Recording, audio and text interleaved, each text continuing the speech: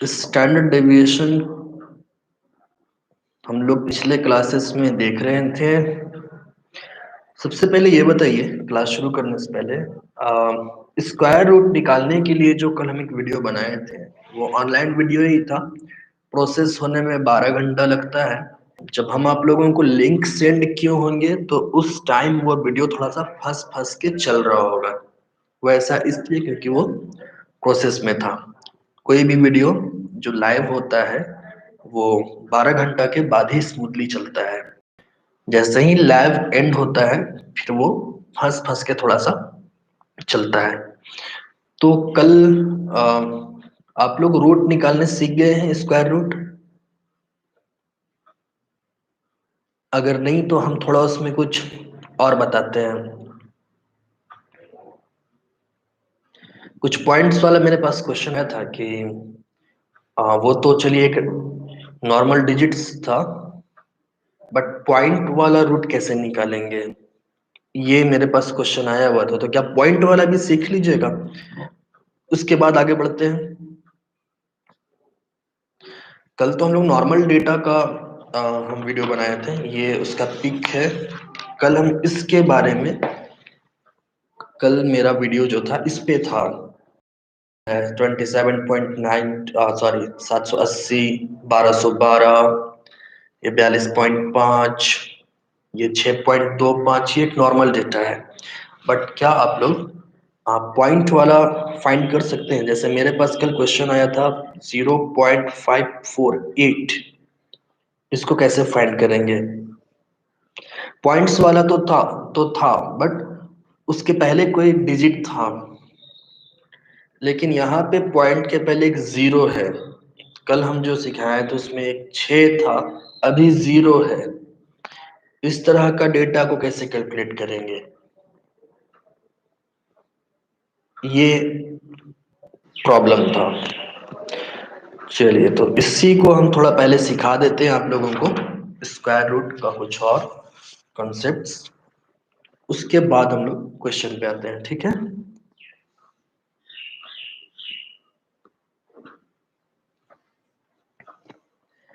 जैसे कल क्वेश्चन मेरे पास आया कि सर 0.548 को 8 का स्क्वायर रूट कैसे निकालेंगे। तो देखिए, इसको स्क्वायर रूट कैसे निकालना है। पिछला जो वीडियो था हम उसमें बताए थे कि कभी भी कोई डेटा को स्क्वायर रूट में जब निकालना हो तो उसको हम लोग जोड़ा, दो दो का पेयर में पहले बना लेते हैं। तो इसको अगर हम लोग पेयर में अगर करें तो सबसे पहले क्या करना होगा, देखिए 8 जो है ना, इसके आगे 0 लगा दीजिए। ऐसा इसलिए ताकि पॉइंट के बाद जो डिजिट्स हैं उनको हम पेयर में बदल सके। तो 8 और 0 एक अपना पेयर, और 5 और 4 ये अपना पेयर, और ये सिंगल हो गया। और अब 0 में तो भाई ये 0 ही रहेगा,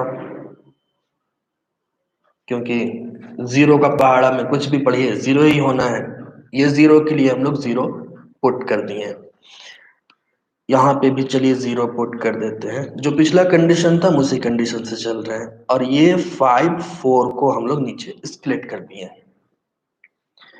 अब आपको क्या चाहिए, यहाँ पे एक ऐसा डिजिट चाहिए जिसको खुद उसी डिजिट से इंटू करने पर 54 या 54 से कम आना चाहिए। तो यहाँ पे अगर हम लोग 8 रखेंगे तो 8 8 64 हो जाएगा। तो कितना रखना पड़ेगा, 7। अब जैसे ही आप यहाँ पे 7 रखें, पॉइंट के बाद ऊपर में आप अपना 7 लिख लीजिए, क्योंकि वही आपका मल्टीप्लिकेशन नंबर है। 7 सते 49, और इस 7 को इसके नीचे भी एक बार लिख लीजिए, ठीक है? ये 7 14 बन गया, और ये 54 माइनस 49 5, और ये 80 को स्प्लिट करके नीचे पेयर को। अब यहाँ पे एक डिजिट रखना है, ऐसा डिजिट रखना है जो खुद उसी डिजिट से ये तीनों डेटा को हम लोग इंटू करेंगे तो 580 से कम होना चाहिए। यहाँ पे अगर हम लोग 4 जैसे कि आगे अगर 4 रखते हैं, ठीक है, ये थोड़ा सा आप लोगों को ध्यान देना होगा। 4 तो जैसे ही आप यहाँ पे 4 रखेंगे, एक 4 यहाँ ऊपर में भी लिखिए और उसी 4 से ये 144 को इंटू करेंगे। 4 चौके 16, 4 चौके 16 और 1 17, 4 एक 4 और 1 5, तो ये बना 148 और ये 4। अब हम लोगों को इससे ज्यादा आगे बढ़ने का जरूरत नहीं है, ठीक है, इतना काफी है। अब और अगर आगे बढ़ना चाहते हैं तो फिर यहाँ पे कोई डिजिट रखिए, इधर 0 बैठाइए और आगे चलते जाइए। ये है पॉइंट्स वाला, ठीक। अब इसी के एक और हम ट्रिक बताते हैं आप लोगों को, इसी को कैसे करना हो। अगर पॉइंट से डर लगता हो, 0 में कंफ्यूजन होता है, तो क्या करना है वो बता रहे हैं आप लोगों को हम। 0.548 को आप क्या कीजिए, 100 से इंटू कर दीजिए, ठीक है। 100 से जैसे ही इंटू करेंगे, ये आपका बन जाएगा 54.8। एक चीज ध्यान रखिएगा, कभी भी हम लोगों को 10 से नहीं, बल्कि जो 10 का स्क्वायर है उससे इंटू करना है। जैसे 10 इंटू 10 100, इसलिए 100 से कर रहे हैं। इसका पीछे का हम रीजन बताते हैं क्या होगा। 80। अब यहाँ पे पेयर बना दीजिए, ये 54 पॉइंट में आ गया, तो अब इसको पेयर बनाना आसान है, ठीक है, 80 और 54। अब इसी तरह से कैलकुलेट कीजिए कि कौन सा ऐसा डिजिट है जिसको खुद उसी से इंटू करने पर या इसका स्क्वायर में 54 से कम आता हो। तो 7 7 49, 7 7 जा 49, तो आप यहाँ पे 7 लिख देते हैं, इसके ऊपर में यहाँ पे 7 लिखते और यहाँ पे 49 कर देते हैं और एक 7 यहाँ पे। इसको देख लीजिए पूरा ही, ये 14 बन गया, ये 5 और 80 नीचे स्केलेट हो जाता। फिर ये पॉइंट का था, इसलिए 7 के बाद हम लोग यहाँ पे पॉइंट डाल देते हैं और फिर वही चीज यहाँ पे तो हम लोग कैलकुलेट कर ही हुए थे। 4 4 576, ठीक है। ये 4, मैटर ये नहीं है कि ये क्या बच रहा है मेरे पास, हमको यहाँ पे समझाना है। ये मेरा कितना आया 7.4, ये दिख नहीं रहा है बट 7.4 आ रहा है। तो जिस डेटा का रूट निकालना था, स्क्वायर रूट, उसको क्या किए, हाँ, कोई भी डिजिट लीजिएगा इस तरह से उसको 100 से ही करना है, 10 से मत कीजिएगा। 100 से कीजिए या तो फिर 10,000 से करना होगा, जो भी करना है आपको स्क्वायर वैल्यू से करना है। 100 से इसलिए किए क्योंकि 10 का जो स्क्वायर होगा, 10 का जो पावर 2 होगा, या 10 का आ, मेरा माइंड सुधर गया वो, सॉरी, 10 का पावर 2 ही हम कह रहे हैं। 10 का पावर जो 2 होगा उसका 100 होता है वैल्यू।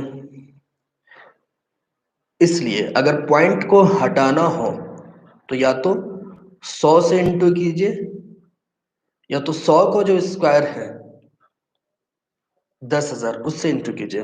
अब देखिए पहले करना क्या है।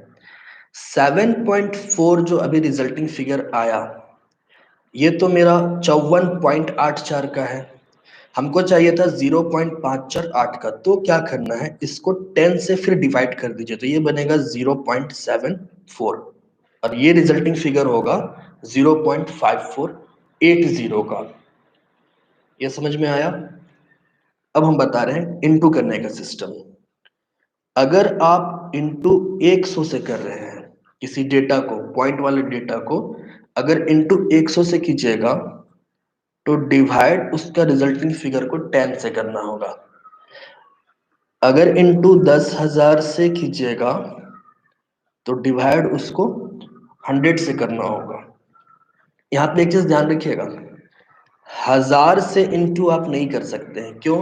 क्योंकि 1000 किसी का स्क्वायर में नहीं है, ये 10 का क्यूब में है, ठीक है। 10 का क्यूब में 1000 आता है, इसलिए 1000 नहीं, जो स्क्वायर वैल्यू जिसका होगा उससे इंटू करना है। तो इसको ध्यान रखना है। अगर आप यहाँ पे पॉइंट ज्यादा हो तो फिर लास्टली आपको 10,000 से इंटू करना पड़ेगा ताकि उसका पॉइंट हट जाए। तो ये ध्यान रखना है। अगर 100 से इंटू कर रहे हैं तो रिजल्टिंग फिगर को 10 से डिवाइड कीजिएगा। अगर 10,000 से इंटू कर रहे हैं तो रिजल्टिंग फिगर को 100 से डिवाइड कीजिएगा, तो आंसर आप लोगों को मिल जाएगा। तो अब पॉइंट वाला आप लोग कैलकुलेट कर सकते हैं, स्क्वायर रूट निकाल सकते हैं।